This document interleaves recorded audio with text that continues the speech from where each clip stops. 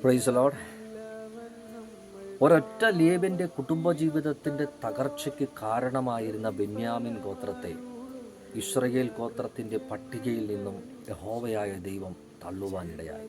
ന്യായാധിപന്മാരുടെ പുസ്തകം 21 അധ്യായം 3 വാക്യത്തിൽ തിരുവചനം നമ്മളോട് പറയുന്നു, ഇസ്രയേലിൽ ഒരു ഗോത്രം ഇല്ലാതെയാകുവാൻ സംഗതി വന്നു.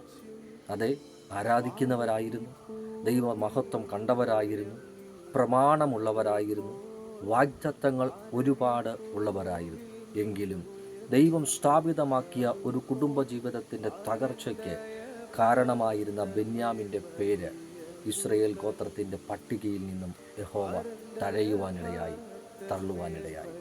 ആ ചരിത്രം പഠിച്ചു കഴിഞ്ഞാൽ ദൈവം കുടുംബജീവിതത്തിന് എത്രത്തോളം പ്രാധാന്യം നൽകുന്നു എന്ന് നമുക്ക് മനസ്സിലാകാൻ ഇടയായിത്തീരും. അതെ, ഈ ദിവസങ്ങളിൽ നിങ്ങളുടെ കുടുംബജീവിതത്തിൻ്റെ ശരിയായുള്ള ചലനത്തിനെതിരെ നിൽക്കുന്നത് ഏതു വ്യക്തിയാണെങ്കിലും, അത് ഈ ദിവസങ്ങളിൽ ആത്മാവുണ്ടെന്ന് പറയുന്നവനാണെങ്കിലും ആത്മാവില്ലെന്ന് പറയുന്നവനാണെങ്കിലും, അഭിഷേകമുണ്ടെന്ന് പറയുന്നവനാണെങ്കിലും അഭിഷേകം ഇല്ല എന്ന് പറയുന്നവനാണെങ്കിലും, ഏത് മന്ത്രവാദിയാണെങ്കിലും ഏത് ക്ഷുദ്രവാദിയാണെങ്കിലും അവർക്കെതിരെ എൻ്റെ ദൈവം തൻ്റെ കരത്തെ ചലിപ്പിക്കുവാൻ വേണ്ടി പോകുന്നു.